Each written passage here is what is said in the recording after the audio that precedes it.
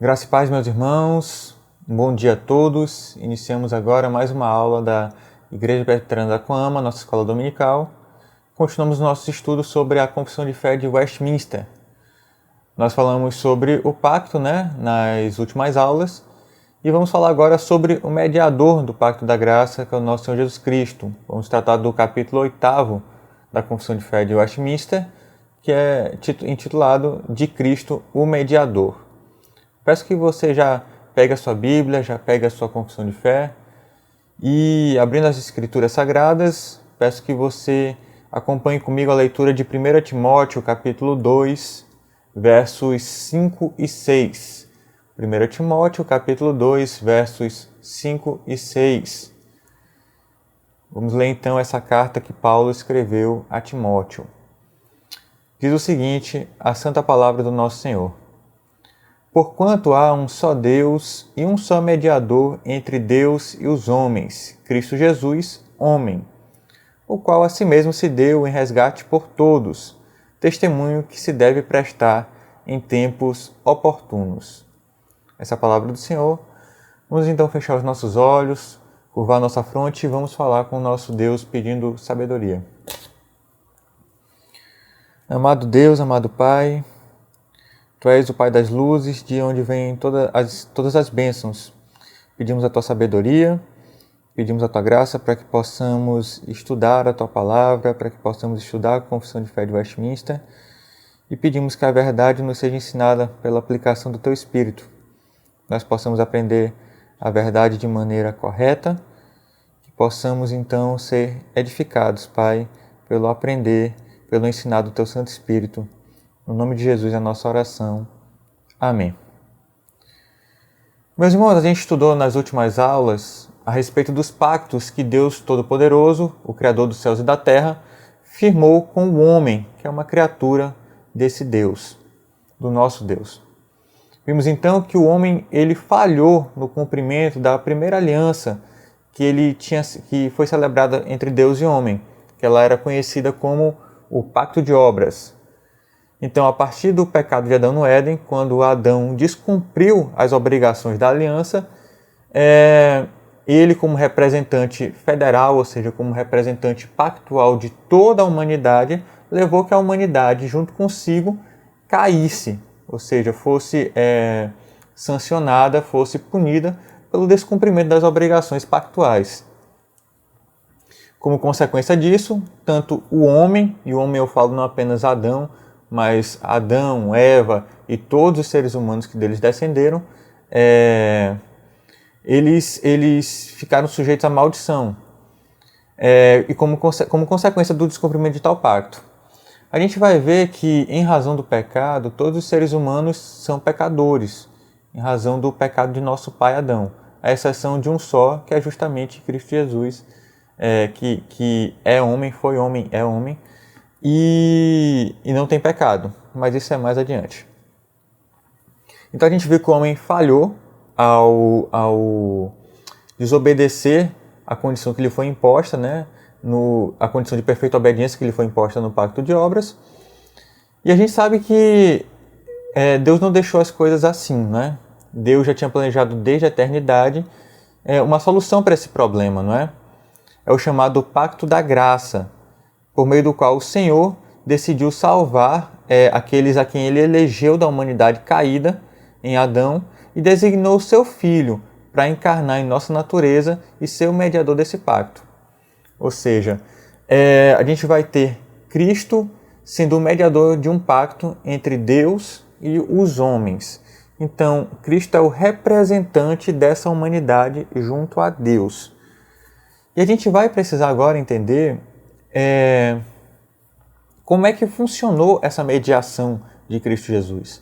Esse é o objeto, então, desse capítulo 8º que a gente começa agora a estudar. A gente está tendo a primeira aula, creio que a gente vai ter mais algumas aulas, creio que talvez mais 2, para que a gente possa dissecar o assunto de maneira satisfatória, mas inicia então com isso.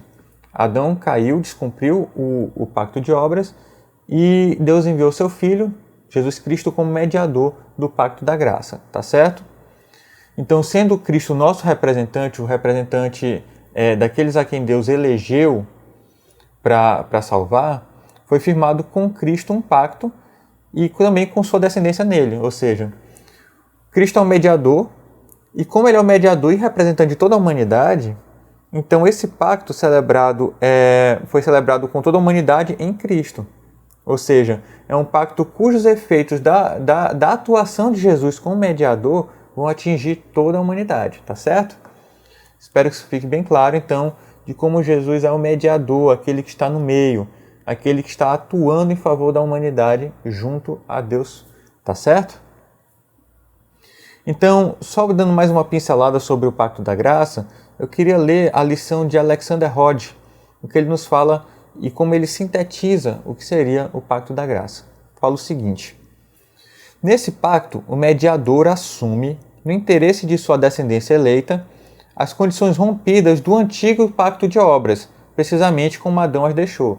Ou seja, o mediador do novo pacto, ele vai cumprir o pacto antigo da maneira como Adão deixou. Então, as condições que foram impostas a Adão, elas vão ser cumpridas agora pelo novo Adão, por Cristo, pelo novo representante da humanidade, tá certo? Adão fracassara em obedecer e, portanto, ele perdeu o direito à vida. Ele pecara e, portanto, incorreu na infindável penalidade da morte. Então, Adão, se obedecesse, ele teria a vida. Se ele desobedecesse, ele teria a morte. Como ele desobedeceu, ele teve morte. Isso é uma consequência, uma sanção lógica do pacto, tá certo? Cristo, portanto, sofreu a penalidade e a extinguiu, no interesse de todos a quem representava ante as reivindicações do antigo pacto. Então, Cristo, como mediador de um novo pacto, ele cumpriu o pacto antigo, ele cumpriu o pacto anterior, para que o novo pacto possa ter efeito, tá certo? Então, a morte que era destinada, em razão do antigo pacto, a toda a humanidade, agora que Cristo sofreu a morte no lugar dos seus eleitos, eles não precisam mais sofrer essa morte eterna, tá certo? Ao mesmo tempo, ele prestou a perfeita obediência vicária, a qual era a mesma condição sob a qual a vida eterna havia sido originalmente oferecida. Então, a vida eterna ela seria decorrente no antigo pacto pela obediência perfeita.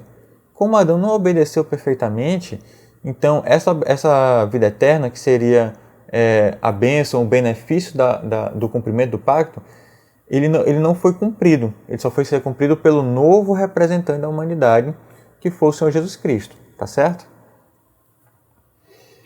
Tudo isso Cristo faz com Deus como a parte principal em relação ao pacto, ao agir como representante do seu próprio povo. Certo? Então a gente tem basicamente isso.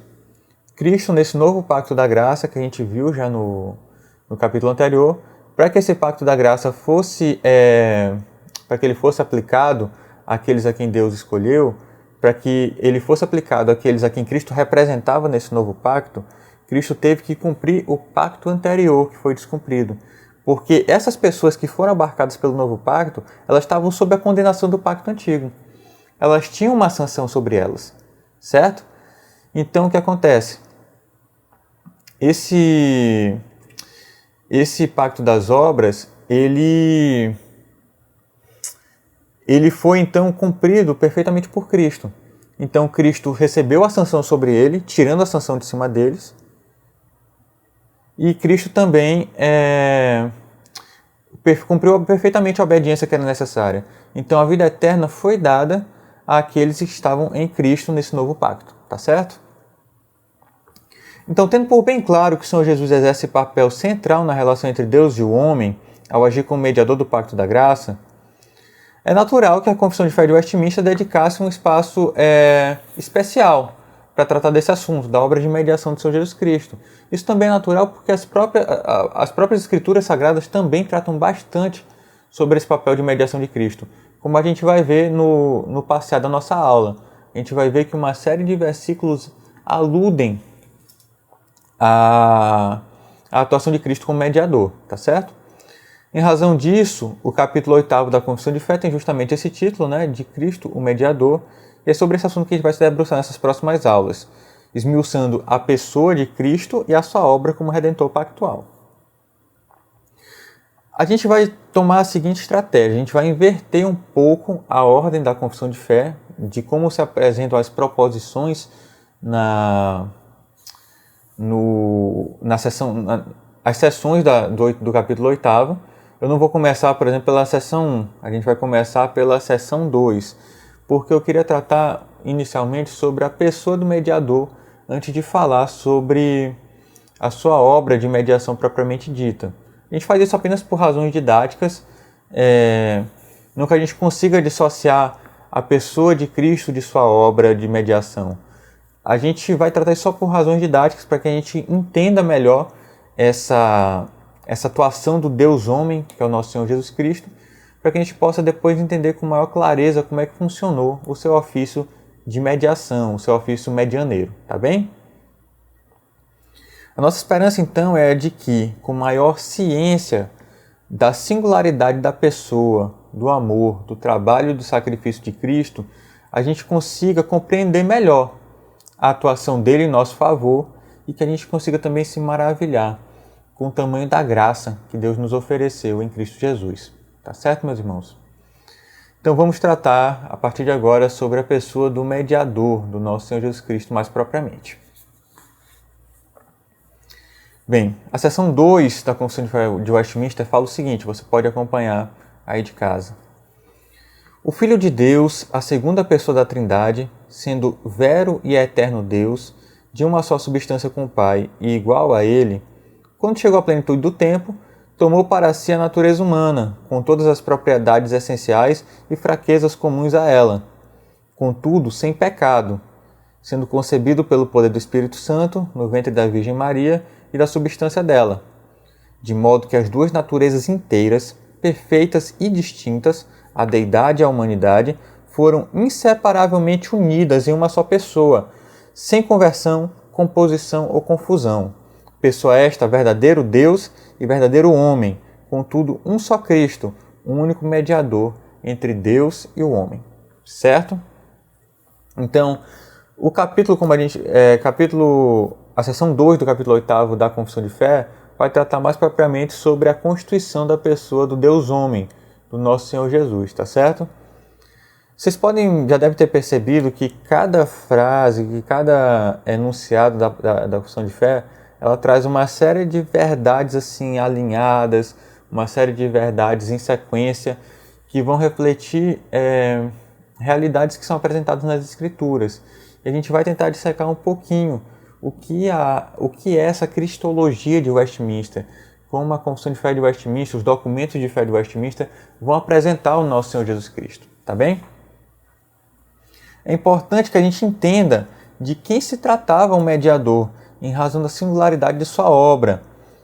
E era necessário que ele fosse, aqui eu quero que isso fique bem claro para você, meu irmão, minha irmã, era necessário, era indispensável, imprescindível, que o mediador fosse Deus e ele fosse homem ao mesmo tempo. O mediador deveria ser Deus-homem, certo? Se assim não fosse, ele não poderia ter executado com sucesso as obrigações do pacto de obras em favor de seus herdeiros, funcionando assim como um eficaz mediador no pacto entre Deus e os homens. A gente já entendeu na aula que foi apresentada anteriormente pelo pastor Paulo, a respeito da Trindade, que o Senhor Jesus é um só Deus com o Pai e com o Espírito Santo, sendo a segunda pessoa da Trindade divina. E eu acho que é desnecessário que a gente volte nesse assunto com mais vagar. Jesus Cristo é divino, Jesus Cristo é Deus, Jesus Cristo é Deus de Deus, é de uma só substância com o Pai, de uma só substância com o Espírito, tá certo? Nós cremos em um único Deus que é um Deus em três pessoas, a pessoa do Pai, a pessoa do Filho e a pessoa do Santo Espírito, do Espírito Santo, tá certo? Todas essas pessoas são igualmente Deus, não são deuses, são um Deus só, tá certo? Então, quando a gente fala de Jesus, quando a gente fala do Filho de Deus, da segunda pessoa da Trindade Divina, a gente está falando, então, de Deus. A gente não está falando de uma terceira coisa, não. Jesus Cristo é Deus. Isso eu acho que ficou bem claro na exposição da aula sobre Trindade do pastor Paulo, tá certo? A gente vai então se aprofundar mais sobre isso e a gente vai agora tentar entender como era a pessoa de Jesus Cristo e como isso era importante para a sua obra de mediação, tá certo? Então a gente vai tratar de algumas verdades que são apresentadas nessa seção 2 do capítulo 8º, e a primeira é a seguinte: que Jesus de Nazaré foi um homem real, possuindo todas as propriedades essenciais de um ser humano, concebido pelo poder do Espírito Santo no ventre da Virgem Maria e da substância dela, tá certo? Então, o primeiro ponto que merece a devida atenção aqui é o seguinte: Jesus Cristo, ele não era apenas Deus, ele não é apenas Deus. Jesus Cristo é também homem, certo? E não apenas a aparência de homem, ele era um homem de verdade. Ele era tão homem, tão humano, ele era tão ser humano, tinha tanta natureza humana como a sua mãe, a Virgem Maria, com a distinção de que ele não tinha pecado, certo? Essa é a distinção de Cristo para os demais seres humanos. Cristo não tem pecado. As Sagradas Escrituras, elas revelam que Cristo possuía todas as propriedades essenciais de qualquer ser humano, sendo completo e genuinamente humano, um perfeito exemplar da humanidade, certo? Caracteristicamente, a Bíblia fala de Cristo como o homem Cristo Jesus, o Filho do homem. Nessa toada, a gente vê que ele tinha um corpo verdadeiro, a gente vê que ele comia, que ele bebia, ele tinha fome, ele tinha sede, ele dormia, ele sofria, ele sofreu dor na cruz, certo? Ele provou, depois de ressuscitar, a sua identidade por meios físicos. Ele falou para os discípulos, já depois de ter ressuscitado, tocarem no seu corpo para que percebessem que ele realmente era homem, tinha um corpo físico, um corpo material. Ele comeu depois disso, depois de já ter ressuscitado, tá certo? E a gente tem várias provas bíblicas, e eu vou citar só 3. A primeira é a de 1 Timóteo 2,5, a gente acabou de ler. Fala o seguinte: por conta há um só Deus e um só mediador entre Deus e os homens, Cristo Jesus, homem. Lucas 2,52 fala o seguinte: e crescer Jesus em sabedoria, estatura e graça diante de Deus e dos homens. Ou seja, Cristo, ele crescia, ele se desenvolvia como todo ser humano. Em Lucas 24, 36 a 44, a gente vê aquilo que eu acabei de falar, né? Ele aparece aos seus discípulos, mostra suas mãos e os seus pés, e ele come alimentos na presença dos discípulos, tá certo? Outro ponto que é importante é que a gente entenda o seguinte: a natureza humana do Senhor Jesus não é uma criação independente. Como assim? Ele é parte da nossa humanidade. Ele é parte daquela humanidade que descende de Adão. Adão, por exemplo, ele não teve ascendente, né? Ele não teve pessoas, ele não teve pai, não teve mãe. E Jesus Cristo, de forma diferente, ele está inserido naquela humanidade que se iniciou com Adão e Eva, tá certo? Ele não teve uma humanidade à parte. Deus não moldou a natureza humana do Senhor Jesus Cristo, não. Ele foi criado, não, pelo amor de Deus.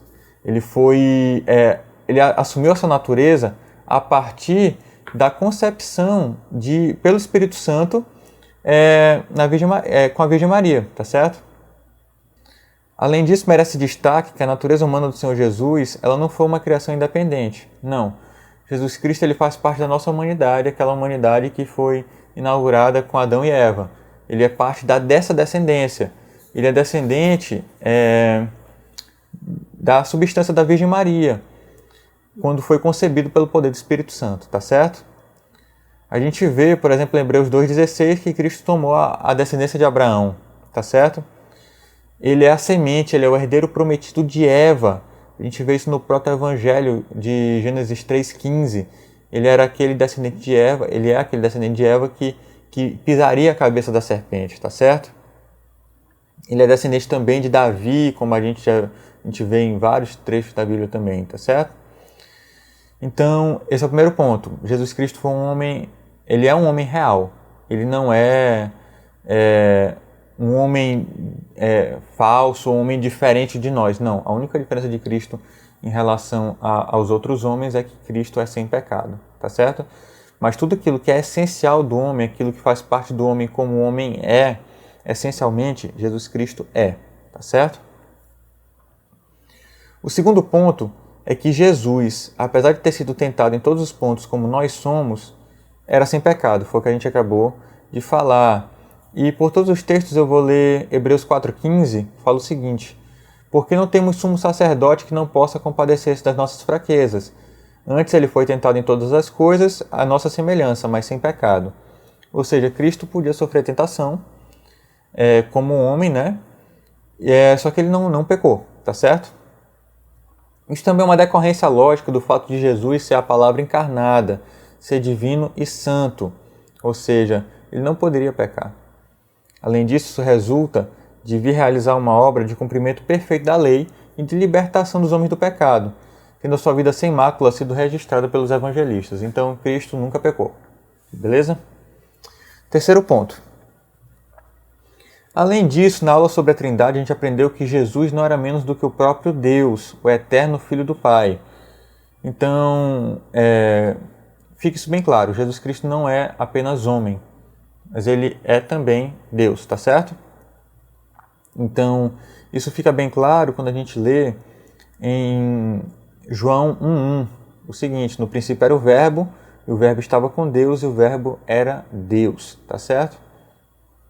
Então, Jesus Cristo tem todas as características e atribuições da divindade, assim como o Pai e o Espírito Santo, com os quais ele é um só Deus, certo? Então, a gente viu que Jesus Cristo é Deus, tem uma natureza divina, sua natureza divina, e ele também é humano, ok?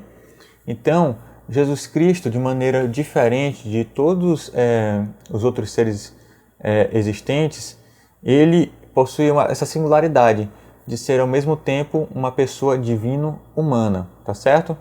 E nisso a gente não vai ter paralelo, por exemplo, com os semideuses que eram adorados, que eram previstos no panteão de divindades da antiga Grécia, por exemplo, que a gente tinha os semideuses, né? Que eram as uniões entre homens e deuses, né? Por exemplo, Hércules, né? Que era um semideus. Porque esses semideuses, eles eram apenas homens com superpoderes. E Cristo é muito mais do que isso. Cristo, ele é Deus e ele é homem. Ele é 100% Deus, ele é 100% homem. Ele possui essas duas naturezas. Ele é uma única pessoa divino-humana, tá certo? Ele é distinto de tudo mais que a imaginação humana já criou, tá certo? E apesar de possuir essas duas naturezas, divina e humana, Cristo é uma pessoa só. E a gente vai ver isso na Bíblia de maneira bem clara. A primeira evidência é a seguinte: a gente tem isso por certo em virtude de que, em todo o registro da vida de Jesus nos Evangelhos e nos demais livros da Bíblia, não há sequer uma só palavra, ação ou atributo de Cristo que pressupõe a ideia de que ele não seja uma pessoa única e indivisível. Ou seja, não existe nenhuma evidência na Bíblia de que Cristo fosse duas pessoas. Não. Jesus Cristo é uma única pessoa divino-humana. Outro ponto interessante a esse respeito é o seguinte: os pronomes pessoais usados por Cristo são sempre referentes a uma pessoa. Jesus Cristo, por exemplo, utilizava o pronome pessoal eu. Ele não falava a referir-se assim, nós somos. Ele falava eu sou, por exemplo. Não só isso, mas todos os atributos e ações divinos e todos os atributos e ações humanos são relacionados a ele como sendo não a duas, mas a uma pessoa só. Tá certo? Então, em Jesus Cristo existem essas duas naturezas, a natureza divina e humana. E não são duas pessoas, é uma pessoa só que possui essas duas naturezas, tá certo? Outro ponto que é interessante: possuindo uma natureza divina e uma natureza humana em uma única pessoa, é natural que hajam atributos ou ações que sejam mais relacionados à divindade ou à humanidade de Cristo, não é? No entanto, a unipessoalidade de Cristo é algo que é tão forte que há passagens em que a pessoa de Cristo é designada por um título próprio de sua natureza divina. A gente vai ver esses títulos com mais vagar mais na frente. Ao passo que o atributo ou ação relacionados a Cristo são próprios de sua natureza humana. Veja só, Jesus Cristo ele é designado por um título que é mais próprio de sua divindade, mas o atributo ou ação que ele está praticando naquela frase, naquele registro, ele é mais associado à sua natureza humana, tá certo? Por exemplo, 1 Coríntios 2,8, quando Paulo fala o seguinte, que foi crucificado o Senhor da Glória. O Senhor da Glória é um título mais evidentemente divino, mas ser crucificado é algo naturalmente humano, tá certo? De modo semelhante, tem passagens que mostram o contrário. A pessoa de Cristo é designada por um título próprio de sua natureza humana, enquanto o atributo ou ação relacionados a Cristo são próprios de sua natureza divina, tá certo? Um exemplo disso, João 6,62, em que fala aqui o seguinte, se virdes o Filho do Homem subindo para onde estava antes. Ou seja, o Filho do Homem é um título mais humano de Cristo, tá certo? Só que a ação de estar antes de encarnar é relacionada à sua natureza divina. E a gente vai ver que existem outras passagens, por exemplo, em que os atributos e ações divinos e humanos são indiscriminadamente relacionados à mesma pessoa. Prova disso, por exemplo, a passagem de Colossenses 1, de 13 a 20, em que em uma mesma passagem atribuída a Cristo, por exemplo, o ser filho de Deus, divino, natureza divina, ter obtido a redenção por seu sangue, natureza humana, sangue é natureza humana, o fato de ser a imagem do Deus invisível, divino, logicamente, mas relacionado à sua natureza divina, logicamente, e ser o primogênito de toda criatura, que é mais relacionado à sua natureza humana. Ok? Então a gente percebe que nas Escrituras existe uma verdadeira união das naturezas divina e a natureza humana na única pessoa de Cristo. Ou seja, em uma única pessoa, Jesus Cristo é uma única pessoa que subsiste com essas duas naturezas, tá certo? Isso a gente vai constatar de maneira bem clara por esse relacionar de títulos da humanidade com ações da divindade e vice-versa. Títulos da divindade relacionados a ações da humanidade, tá bem? Espero que isso tenha ficado bem claro, é um pouco confuso esse jogo de palavras, mas eu acho que a repetição deixa isso mais claro. E aqui a gente quer ressaltar a chamada communicatio idiomatum, dos atributos de Cristo, a chamada comunicação dos atributos de Cristo, que significa que tudo que pode ser atribuído à natureza divina ou humana de Cristo é atribuído também à pessoa de Cristo. Ou seja, todas aquelas características, todas aquelas propriedades que Cristo tem em decorrência de sua natureza divina são atribuídas à única pessoa de Cristo. Assim como todas aquelas características e propriedades da natureza humana de Cristo são atribuídas à única pessoa de Cristo também, tá certo? Então não existem duas pessoas, Cristo não é duas pessoas. Cristo é uma única pessoa divino-humana. Tudo bem? E isso é uma decorrência necessária da perfeita união de suas duas naturezas. Prosseguindo, é importante mencionar ainda que Jesus Cristo, apesar de possuir duas naturezas, tem uma única personalidade, a personalidade do Eterno Filho de Deus, aquilo que a gente já tinha adiantado no tópico anterior. Com efeito, a sua personalidade é do Filho de Deus, que é eterno, sempre existindo, mas que no tempo tomou para si uma alma e um corpo humanos, para união pessoal consigo mesmos. Então, a pessoa de Cristo não começou a existir. Cristo não começou a existir, não foi constituído no ventre de Maria, tá certo? Não é, por exemplo, como nós que começamos a existir quando nós fomos concebidos. Não. Cristo sempre existiu. A segunda pessoa da Trindade, o Eterno Filho de Deus, é isso, eterno. Não tem começo e não tem fim, tá certo? Jesus Cristo não passou a existir quando ele foi concebido. Não, ele já existia, tá certo? A gente vai ver isso, por exemplo, na passagem de João 8,58, em que Cristo diz o seguinte: antes que Abraão existisse, eu sou. Ou seja, Cristo diz que Abraão, que viveu na Terra muitos anos antes de Cristo ter encarnado, ter sido concebido no ventre da Virgem Maria, ele já existia, ele já era, tá certo? A gente vai ver isso também em Filipenses 2, que mostra que Cristo, antes de fazer-se semelhante aos homens, já existia em forma de Deus, tá certo? A gente vai ver também isso em João 17, quando Cristo orando, falando com o Pai, ele pediu ao Pai que fosse glorificado com a glória que ele tinha com ele antes da fundação do mundo, tá bem? Dessa forma, essa pessoa divina e eterna assumiu uma natureza humana, alma e corpo em sua personalidade, em sua pessoa, tá certo? Quando de sua concepção, no tempo e no espaço, como ser humano, seu corpo e sua alma foram adicionados à eterna pessoa do Filho de Deus, tá certo? Então, a humanidade de Cristo começou a existir no ventre de sua mãe, só que a sua pessoa existiu desde a eternidade, tá certo?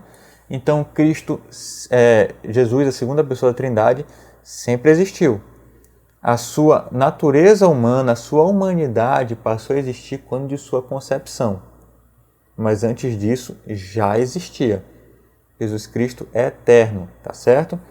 Não começou Cristo quando ele tomou para si uma natureza humana, tá bem? Prosseguindo, outro ponto que merece destaque, e eu quero que isso fique bem claro para você, meu irmão, minha irmã, é o seguinte: embora uma só pessoa, as naturezas divina e humana de Cristo não se misturam e não se confundem em uma só natureza. São, em verdade, duas naturezas distintas e puras, divina e humana, constituindo uma só pessoa para sempre. Tá certo? Não existe uma fusão de uma natureza divina e humana. Não existe... não saberia nem como qualificar. Não existe uma espécie de mistura, de amálgama, de confusão entre as naturezas divina e humana de Cristo. Não, são duas naturezas que estão unidas na mesma pessoa, só que a humanidade não deixa de ser humanidade e a divindade não deixa de ser divindade. Não existe uma divinidade, divinumanidade, não existe nada disso, tá certo? A gente tem inicialmente que destacar que Cristo não é justamente isso, uma amálgama. Ele não é uma fusão de divindade com humanidade, mas ele é 100% Deus e 100% homem. Ele não é, digamos assim, 50% Deus e 50% homem. Não. Não é 75% um, 75% outro. Não. Ele é 100% Deus e 100% homem. Ele é Deus perfeito e homem perfeito também. Deus integralmente e homem integralmente em uma só pessoa. Tá bom? Não existe confusão, mistura ou conversão de suas naturezas. Ele possui as suas naturezas em plenitude. Então, Cristo possui uma alma humana pura e um corpo humano puro, assim como ele também possui uma divindade pura, tá certo? Isso não significa então essa mistura, né? Nessa fusão. A Bíblia deixa isso muito claro reiteradamente, afirmando tanto a divindade de Cristo quanto a sua humanidade. Ok?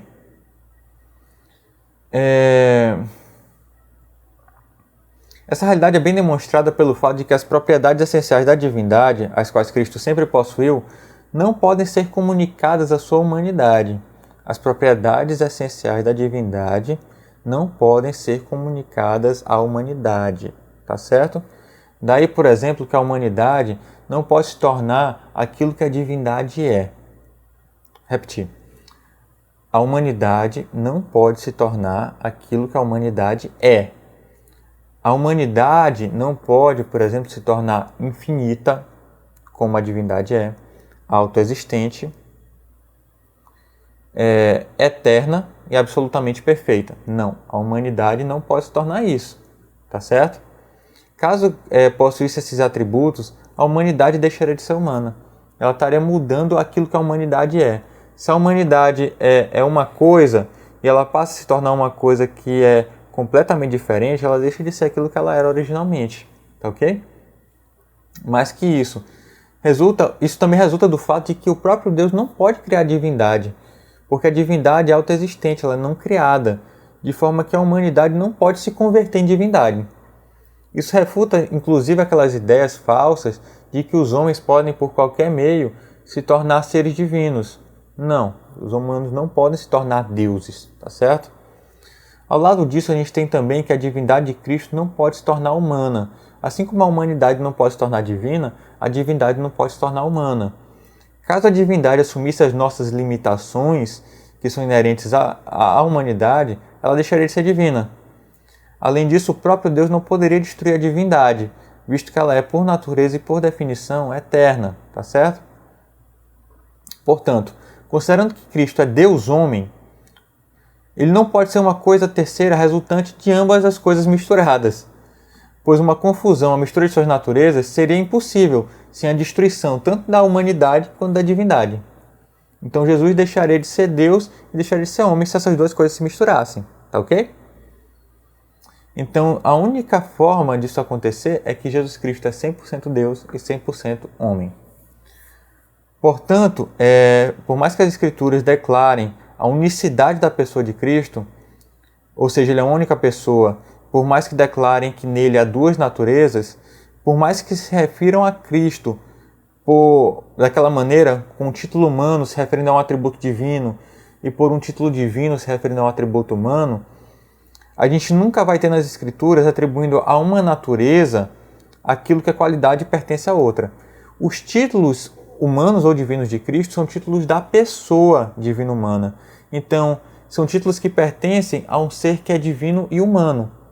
Só que as Escrituras nunca vão dizer, elas nunca vão atribuir à humanidade aquilo que é próprio da divindade, por exemplo, a eternidade. Não. A humanidade de Cristo teve um início, então ela não pode ser eterna. Ao mesmo tempo, as Escrituras também não atribuem à divindade de Cristo algo que é da humanidade, por exemplo, a sua limitação no tempo e no espaço. Então, se é certo que a natureza humana de Cristo era limitada no tempo e no espaço, a sua divindade não era, tá certo? Se Cristo, por exemplo, se cansava, e o cansaço é uma característica de uma limitação, é uma característica de sua humanidade, a pessoa como se diz, a divindade de Cristo, ela não se cansava, tá certo? Então a gente tem que ter isso bem claro. Divindade, Cristo é uma única pessoa com uma natureza divina e uma natureza humana. É uma pessoa divino-humana.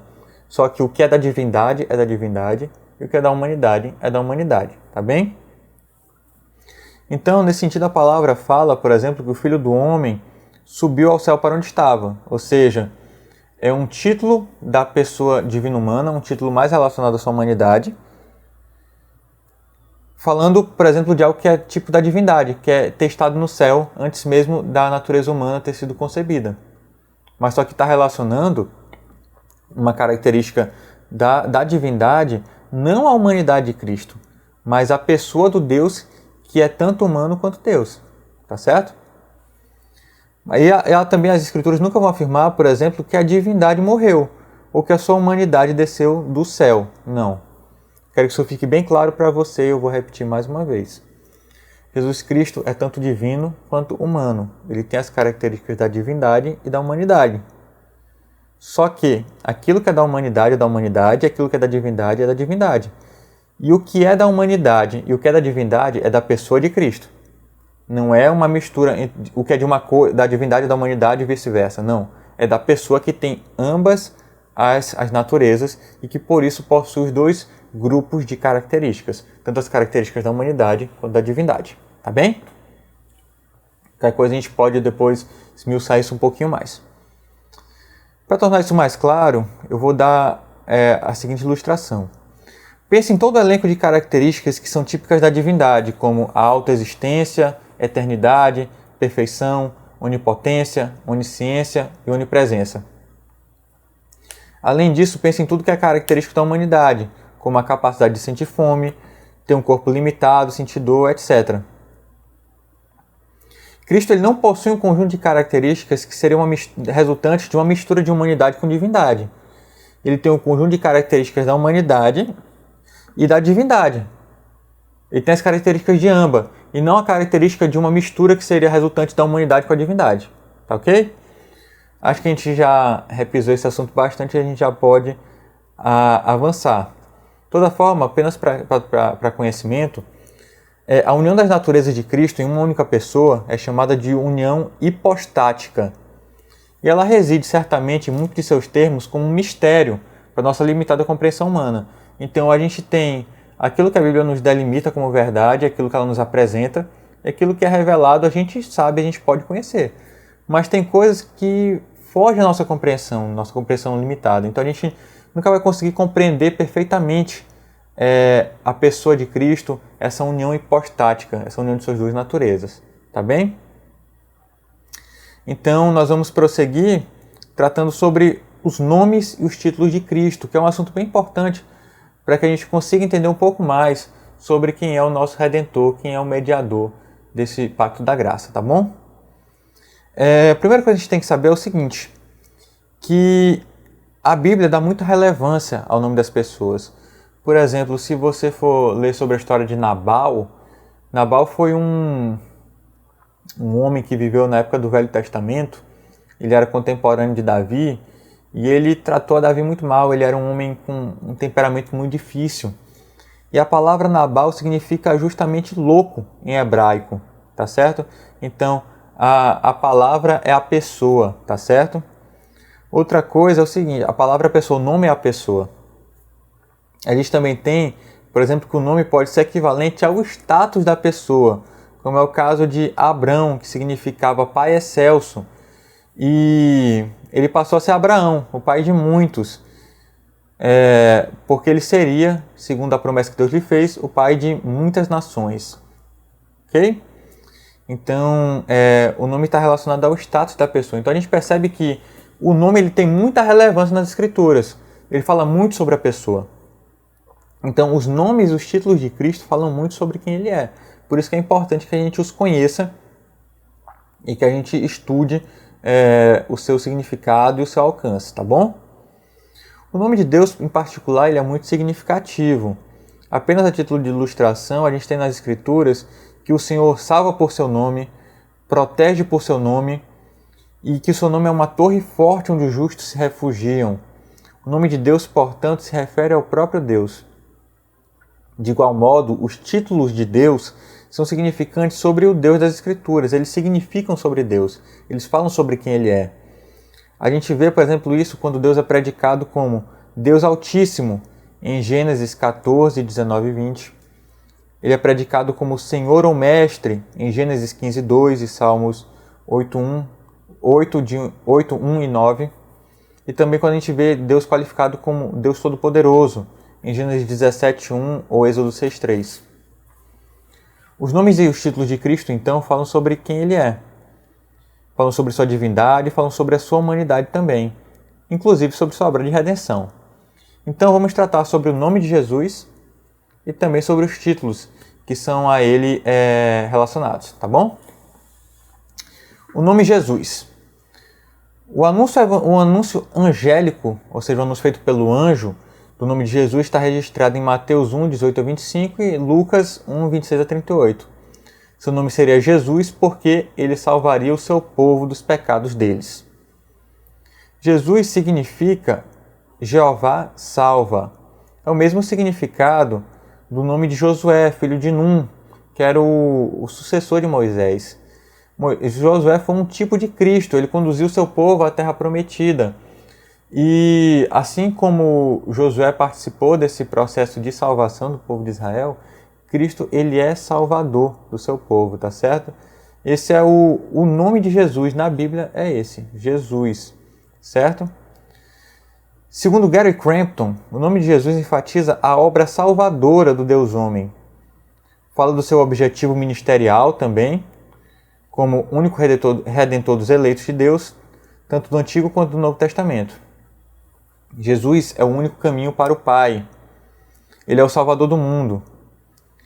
E é interessante o seguinte, Jesus seria conhecido na Bíblia como Jesus, filho de José. Jesus seria conhecido socialmente, né, como Jesus, filho de José.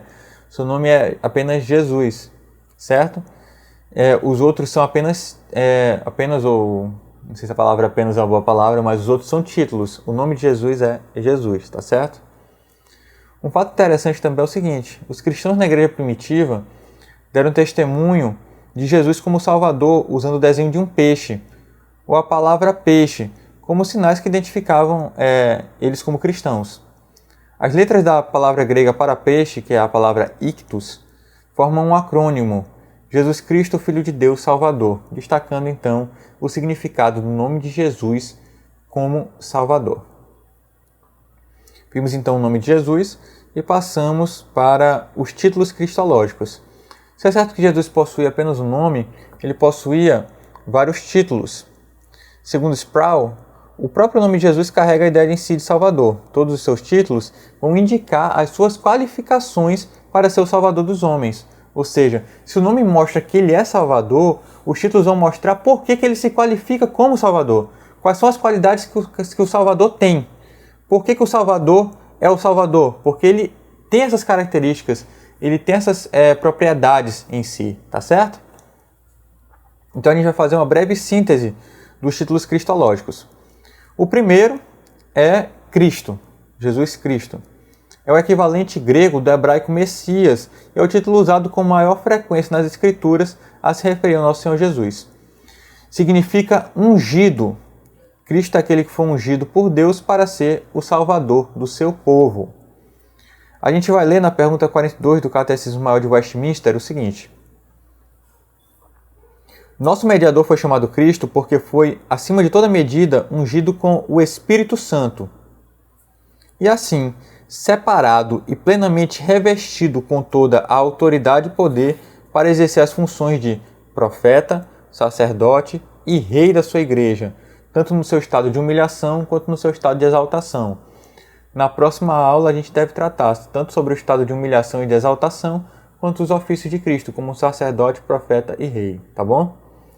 Além disso, Crampton vai ressaltar que, como Cristo é Salvador, ele deveria ser necessariamente divino, pois, como a gente vai ler em Isaías 43:11 e 45:21, somente Deus pode salvar. Então, o título Cristo vai apontar para a divindade de Cristo, tá certo?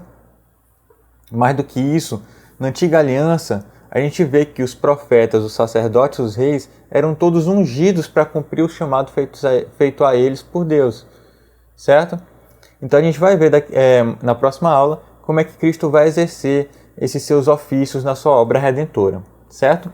Mas lembrando que Cristo significa ungido e que os seus ofícios, os ofícios de profeta, de sacerdote e rei, são ilustrados por esse título do nosso Senhor Jesus, o título de Cristo, certo? O segundo título de Cristo que a gente vai ressaltar é o título de Senhor, do grego Kurios.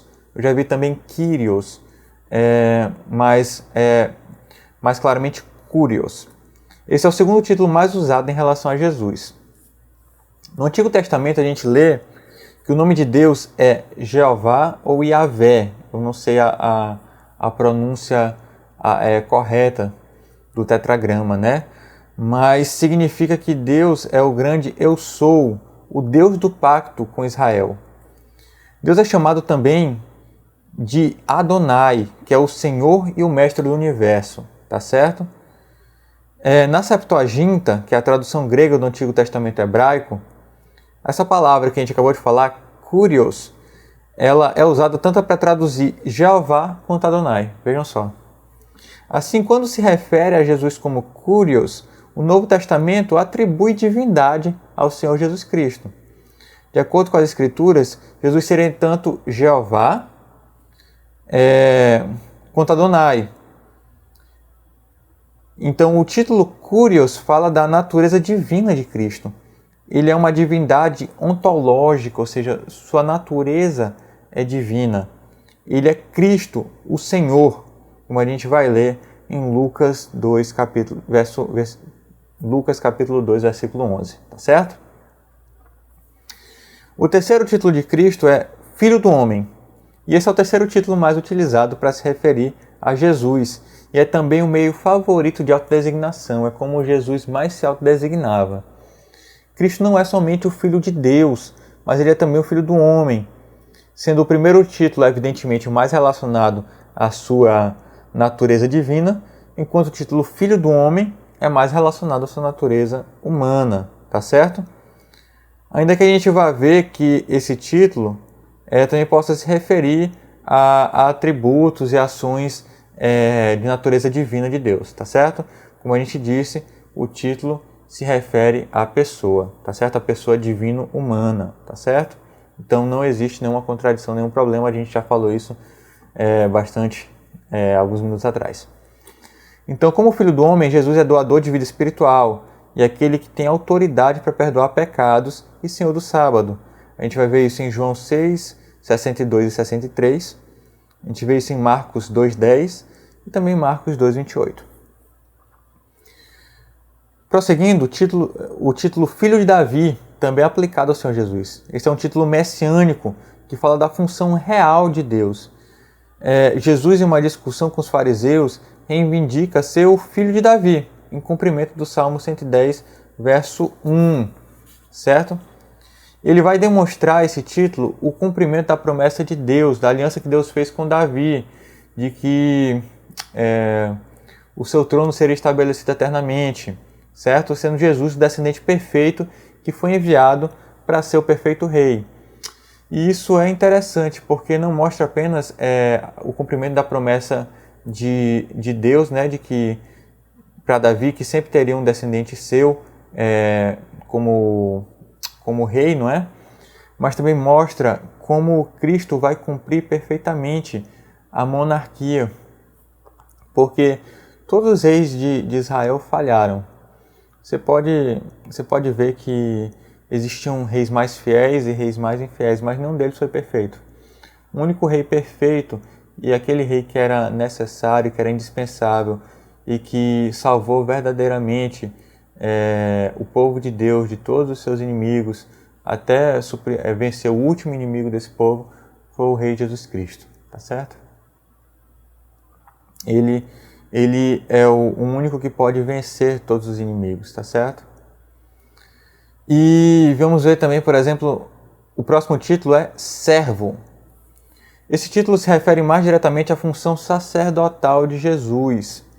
Como o santo servo Jesus, a gente vê isso em Atos 4, 27 e 30, e também Atos 3, versos 13 e 26. Como o santo servo, Cristo é o cumpridor das profecias do servo no livro de Isaías, inclusive aquela promessa, aquela profecia tão conhecida de Isaías 53. Cristo não veio para ser servido, mas para servir e dar sua vida em resgate de muitos. Por isso, ele é conhecido como servo também, certo? Outro título de Cristo é Palavra de Deus. Jesus, em João 1, é apresentado como o Logos de Deus. Esse é um título muito rico, impregnado de significado teológico e filosófico. Crampton, a esse respeito, vai falar o seguinte. Peço que vocês acompanhem a leitura. De acordo com o Evangelho de João, Jesus é o Logos cosmológico que, como rei, cria e providencialmente sustenta todas as coisas no universo. Ele não é apenas o Logos cosmológico que cria e sustenta as coisas no universo. Ele também é o Logos soteriológico, ou seja, o Logos de salvação, que como sacerdote salva os eleitos dos seus pecados. Além disso, ele é o Logos epistemológico. Ele é o Logos que, como profeta, é a verdadeira luz que ilumina todo homem e revela o Pai aos eleitos. Então, esse título de palavra de Deus, de Logos, vai revelar também os três ofícios de Cristo, como profeta, sacerdote e rei.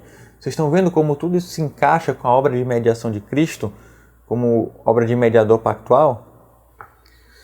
A gente vai ter também que Jesus é designado como Deus. A divindade de Cristo fica bem clara, por exemplo, em João 1, quando o Verbo é apresentado como um ser divino. Outro título de Cristo é Filho de Deus.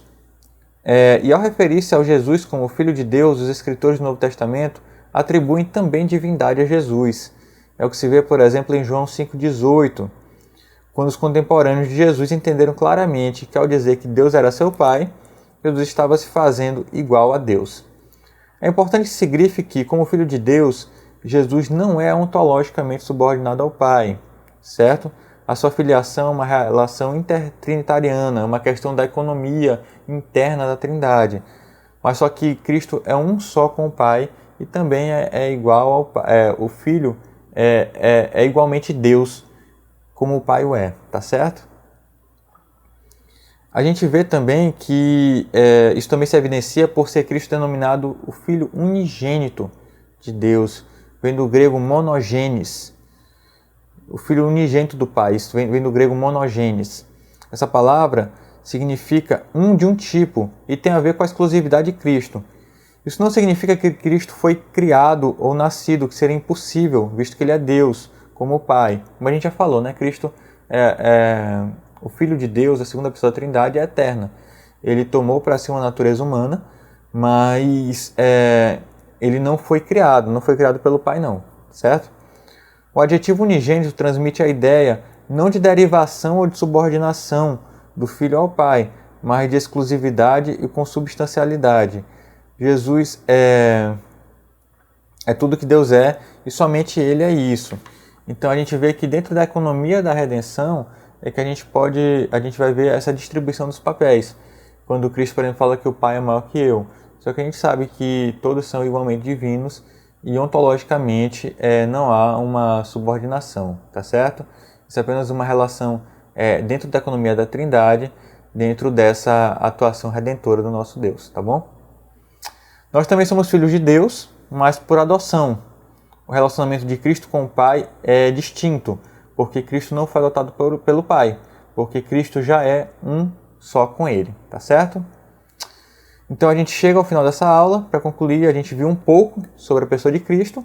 Nas próximas aulas a gente vai descer mais propriamente ao seu ofício de mediação, ao seu ofício medianeiro, tá bom? Pedimos então a Deus que abençoe a sua palavra que foi tratada hoje, que Deus possa nos aplicar e nos ensinar essa verdade e que, aplicada ao nosso coração, ela possa produzir frutos de adoração e frutos de serviço ao Deus que nos salvou, ao Deus que nos resgatou, tá bem? Vamos orar? Amado Deus, muito obrigado porque tua obra de salvação é tão bela, é tão perfeita. Muito obrigado porque Cristo nos salvou, Pai. Ele tomou para si uma natureza humana, sendo perfeitamente divino, sendo perfeitamente humano, para que nos salvasse, Pai.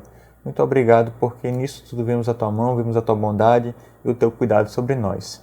Seja Tu louvado, seja Tu engrandecido, sejamos nós, Pai, instruídos por Ti, iluminados e transformados. É a nossa oração que fazemos, não por mérito nosso, mas no nome do nosso Redentor, do nosso Mediador, Senhor Jesus. Segundo a Tua vontade nós oramos. Amém. Meus irmãos, então está encerrada a aula. Nós nos reuniremos, graças a Deus, em culto público, aqueles que podem ir, mais tarde lá no nosso local de culto, às 17 horas, tá certo? Deus abençoe a todos, um bom domingo para todos nós, um bom dia do Senhor.